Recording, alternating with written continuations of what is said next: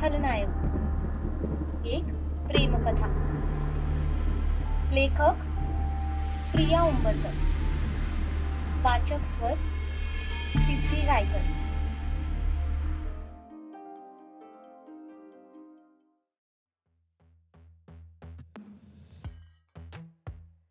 इकडे सम्राट सकाळी लवकरच उठून ऑफिसमध्ये आला होता, तरीही त्याला पोहोचायला 9 वाजून गेले होते। 9:30 वाजताची त्याची मीटिंग होती।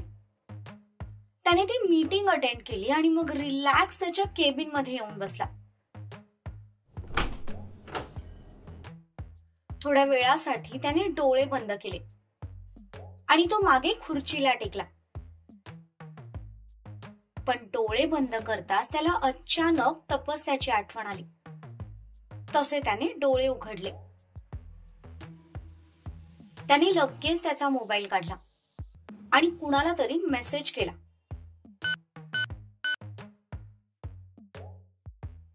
पुढील 5च मिनिटात त्याला रिप्लाय आला।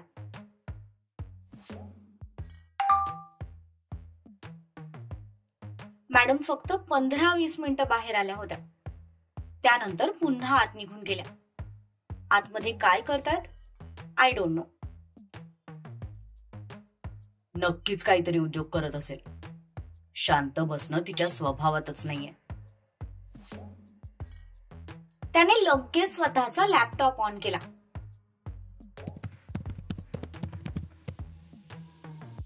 काही वेळातच त्याच्या समोर बंगल्याचं सीसीटीव्ही फुटेज ऑन झालं, ज्यामध्ये ती पूर्ण बंगला फिरताना दिसत होती। सकाळीच त्याने तिच्यासाठी नोट लिहून ठेवली होती की काहीही गडबड करू नकोस, फक्त बंगल्याची काळजी घे। मॅडमने माझ्या सकाळच्या नोटला जरा जास्त सिरियसली घेतलेलं दिसतंय। केअरटेकर मॅडम बंगल्याची पाहणी करतात। Good, very good. त्याने लॅपटॉप बंद केला।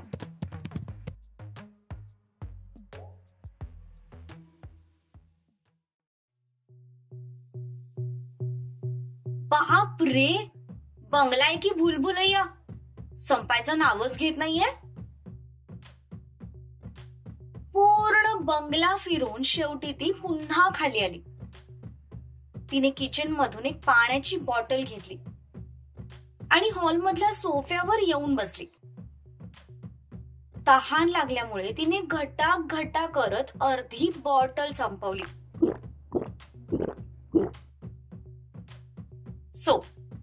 या बंगल्यात टोटल 7 सीसीटीव्ही कॅमेरेज आहेत। म्हणजे मला आता जे काही उद्योग करायचे ते या तिसऱ्या डोळ्यांपासून लपवून करायचे। तिच्या चेहऱ्यावर एक डेव्हिलवाली स्माइल होती। थोड्याच वेळात दारावरची बेल वाजली।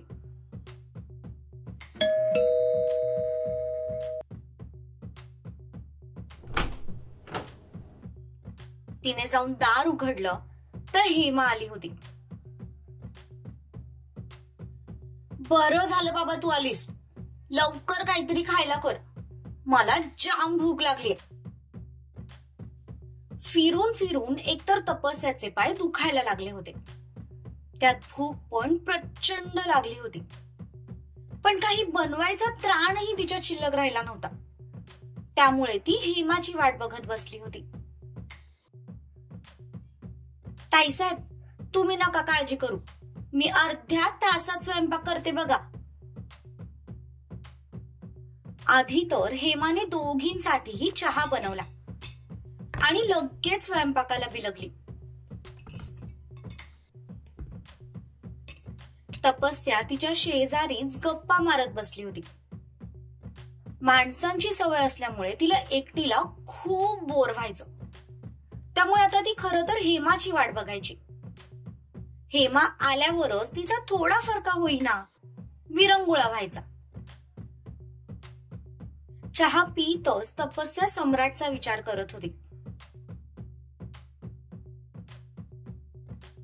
ताईसाहेब, हा अहो लक्ष कुठे आहे तुमचं, मी केव्हाची आवाज देते।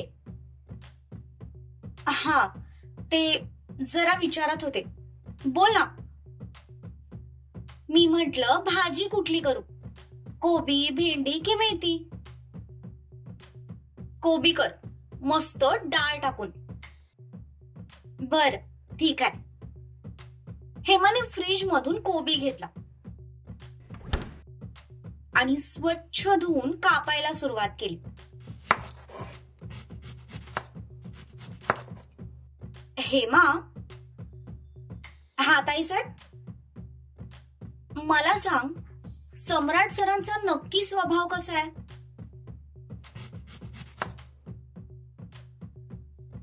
आता या 5-6 दिवसात तुम्हाला त्यांचा स्वभाव कळलाच असेल की. नाही गो, मला त्यांच्या वागण्याचा अंदाजच येत नाही. कधी कधी ते एकदम शांत असतात, कधी कधी अचानक चिडतात. त्यांच्याशी वागू तर कसं ना तेच मला कळत नाही. जो माझा स्वभाव आहे तसं त्यांना वागलेला आवडत नाही आणि फॉर्मली मला वागता येत नाही. त्यामुळे ते समोर आले ना की माझा गोंधळ होतो. मला सांगा, साहेब काल तुमच्यावर ओरडले का? हो, ओरडले. अगं पण रात्रीपर्यंत शांतही झाले होते. ताईसाहेब, जितकं मी त्यांना ओळखते ना त्यावरून सांगते. त्यांचा स्वभाव ना प्रत्येकासाठी वेगवेगळा आहे. म्हणजे जी माणसं चुका करतात अशा लोकांचा त्यांना भयंकर राग आहे आणि चुका करणाऱ्या माणसांना ते सहजासहजी माफ बी करत नाहीत. खरं तर ते कुणावर लवकर विश्वासच ठेवत नाहीत. पण एखाद्या व्यक्तीला जर त्यांनी आपलं मानलं ना तर मग त्याच्यासाठी ते अगदी काहीही करू शकतात. आता हेच बघा ना, साहेबांनी मोठ्या साहेबांना वडील मानलं, त्यामुळे ते त्यांच्यासाठी अगदी काहीही करायला तयार असतात, कारण त्यांना कुटुंबाची किंमत माहितीये. हेमा, हे सगळं तुला कसं माहिती? अहो ताईसाहेब, मी आधी मोठ्या बंगल्यावरच कामाला होते. त्यांच्या विश्वासू नोकरांपैकी मी एक आहे. म्हणूनच साहेबांनी मला इथे या बंगल्यावर कामाला ठेवलं. ते दुसऱ्या कोणावर विश्वास ठेवूच शकत नव्हते आणि म्हणूनच मला त्यांच्याबद्दल बऱ्यापैकी गोष्टी माहिती आहेत. काय सांगतेस काय? मग तुला तर त्यांच्या कुटुंबाबद्दल पण माहिती असेल ना? कोण कोण असतं त्यांच्या घरात? तसं जास्त कोणी नाही, फक्त वडील आहेत, आत्या आहेत आणि त्यांच्या आत्याची एक मुलगी आहे. 3 जण असतात. अच्छा, म्हणजे अजून त्यांचं लग्न झालेलं नाहीये तर? नाही हो ताईसाहेब, मोठे साहेब तर खूप मागे लागलेत सम्राट साहेबांच्या लग्न कर म्हणून, पण ते काही लग्नाला तयारच होत नाहीत. मुलींच्या तर वाऱ्याला पण उभे राहत नाहीत बघा. म्हणूनच त्यांनी जेव्हा तुम्हाला इथे बंगल्याची देखभाल करायला नियुक्त केलं ना तेव्हा मला थोडं आश्चर्यच वाटलं होतं, कारण ते मुलींवर जास्त विश्वास ठेवतच नाहीत. घरातली नोकर पण सगळी करून पुरुषच आहेत. मी आणि अजून फक्त 2-3 जणी आहेत. ते पण आत्याने आम्हाला नोकरीवर ठेवलं होतं ना म्हणून साहेब आमच्यावर विश्वास ठेवून आहेत. नाहीतर ते पोरींवर जास्त विश्वास ठेवतच नाहीत. त्यांचे पीए पण 2 मुलंच आहेत. कमालच आहे तुझ्या साहेबांची. एवढी पण काय मुलींची अलर्जी असावी? कुठल्या मुलीने प्रेमाविमात धोका तर दिला नाहीये ना त्यांना? आता मी जेव्हापासून त्यांना भेटले तेव्हापासून तर त्यांना कधी कोणत्या मुलीसोबत बघितलं नाही. आता त्या आधी कोणी असेल तर ते काय मला माहित नाही बाबा, पण त्यांच्या स्वभावाकडे बघून तर अजिबात वाटत नाही की ते कधी कोणाच्या प्रेमाभिमात पडले असतील. खूपच कडक आहेत. अगं हेमा, मला तर त्यांच्याकडे बघून एकदम दिलजले आशिकवाला फील येतो. ते नाही का हिंदी पिक्चर मध्ये दाखवतात, हिरो आधी एका हिरोईनच्या प्रेमात असतो पण ती त्याला सोडून निघून जाते. मग अचानक तो अँग्री यंग मॅन होतो आणि फक्त स्वतःच्या कामाकडे लक्ष देतो. आणि मग तो एक दिवस इतका श्रीमंत होतो की त्याच्यासाठी कोणतीच गोष्ट अशक्य नसते. आणि मग ती जुनी हिरोईन त्याच्या आयुष्यात परत येते. पण आता तो तिला भाव देत नाही, कारण त्याच्या आयुष्यात कोणीतरी दुसरीच आलेली असते. आणि मग तो पहिल्या वालीला जळवण्यासाठी दुसरीला जवळ करतो. आणि त्यातूनच त्या दुसरीबद्दल त्याच्या मनात प्रेम निर्माण होतं. हो ताईसाहेब, ते जग काल्पनिक असतं आणि हे वास्तविक आहे. मला तर वाटत नाही साहेबांसोबत असं काय होईल. पण जरी झालं ना, तरी मात्र मी खात्रीने एक गोष्ट सांगू शकते की जी मुलगी त्यांच्या आयुष्यात येईल ना, ती खूप लकी असेल. कारण साहेब, दुश्मनी जर इतक्या शिद्दतीने निभवतात, तर प्रेम किती शिद्दतीने निभवतील. तसा तपस्याचा चेहरा अचानक गंभीर झाला. तिला त्याच्यासोबत घालवलेले क्षण आठवले. मग अशाच इकडच्या तिकडच्या गप्पा झाल्या. हेमाचा स्वयंपाक बनवून झाला तशी ती भांडी वगैरे सगळं आवरून निघून गेली. तपस्या पण जेवण करून पुन्हा तिच्या रूम मध्ये गेली.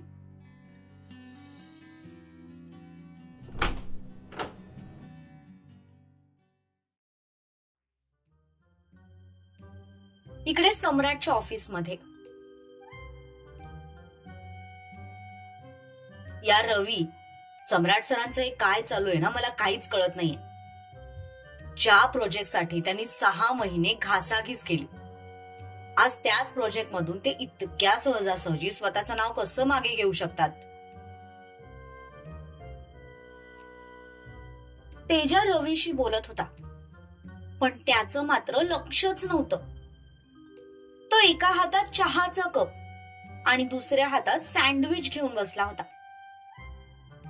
त्याचं सगळं लक्ष फक्त चहाकडे आणि सँडविच कडेच होतं.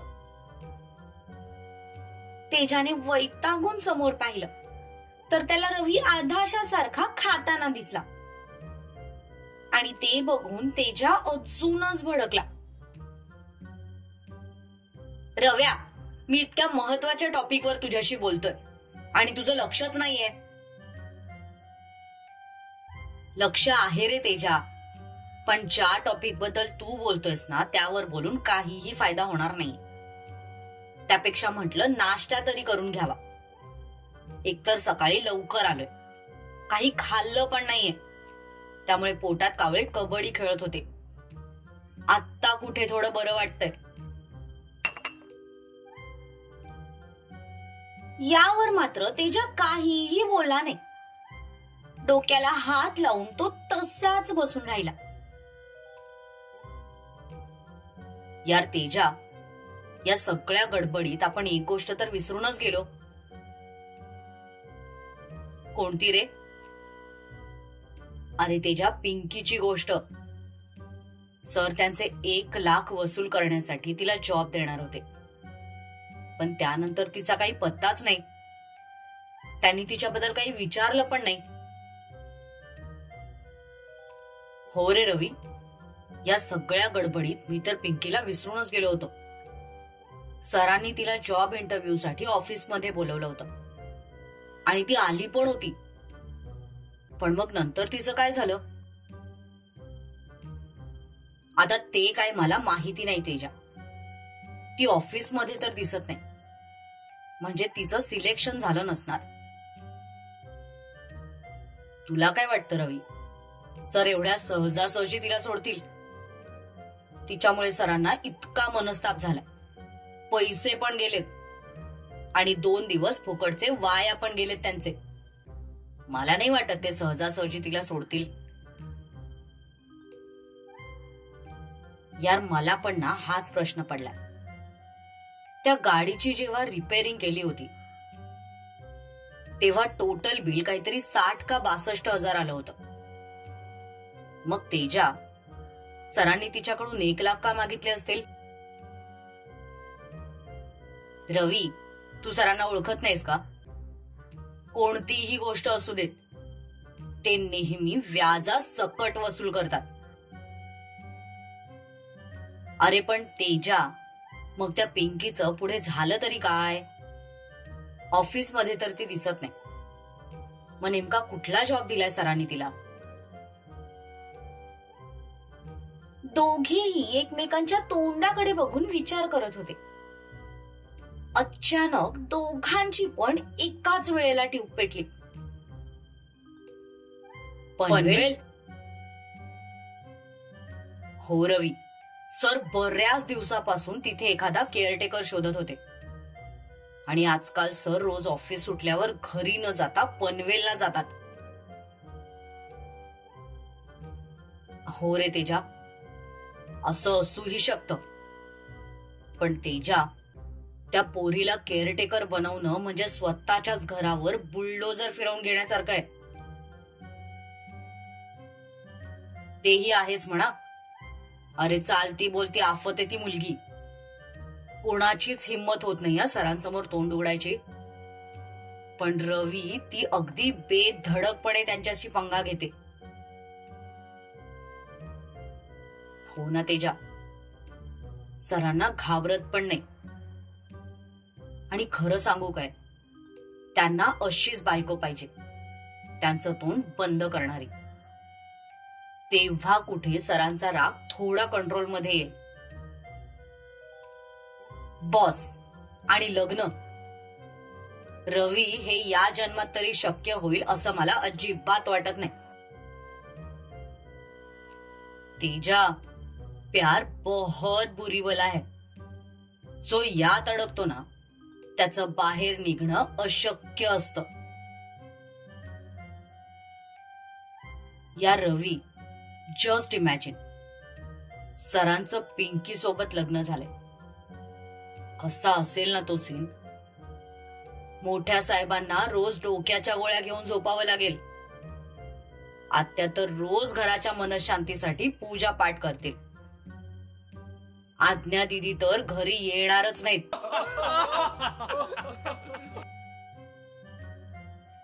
जस्ट इमॅजिन की तुम्ही दोघ जण पूर्ण दिवस कोंबडा बनून माझ्या केबिन मध्ये बसलेल्या. कसा असेल ना तो सीन. कोण आहे रे पागल? रवी पाठीमागे वळाला. पण सम्राटला समोर बघून त्याच्या तोंडचं पाणीच पळालं. तेजाने पण पाठी वळून पाहिलं, तशी त्याची पण बोबडी वळाली. तो थरथर कापत उभा राहिला. सम्राट शांतपणे दोन्ही खिशात हात टाकून त्यांच्या समोर उभा होता. मग कसं वाटलं माझं इमॅजिनेशन? तुमच्या इमॅजिनेशन पेक्षा भारी आहे ना? सर, तुम्ही? नाही, माझं भूत. तुझ्या अंगातून आरपार जाऊन दाखव का? सॉरी बॉस, ते आम्ही असंच. तुम्हाला कामाचा पगार मिळतो की नको त्या गोष्टी इमॅजिन करायचा? कामाचा. मग तरीही हे नको ते धंदे करायला सांगतो कोण तुम्हाला? सॉरी सर, चूक झाली, पुन्हा नाही होणार. आज माझा मूड चांगला आहे ना, म्हणून वाचलात तुम्ही. नाहीतर आज तुमचं कुकडूकू फिक्स होतं. सम्राट आल्या पावली परत निघून गेला. तो जाताच दोघांनी छातीवर हात ठेवत सुस्कारा सोडला.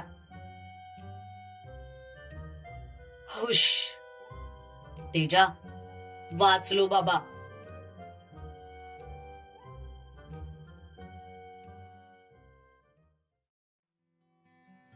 हॅलो जत्रा. आधी तर खूप खूप खूप सॉरी. मान्य आहे तुम्ही भरपूर नाराज असाल. जवळजवळ 1.5 महिन्यांनंतर खलनायक या कथेचा भाग 26 पोस्ट होतोय. मान्य आहे की हा गॅप भरपूर मोठा आहे. एवढ्या दिवसांनंतर पुढील कथेची लिंक लागणं थोडं अवघड आहे. पण काय करणार, नाईलाज होता. घराच्या अगदी बाजूलाच बांधकाम सुरू होतं.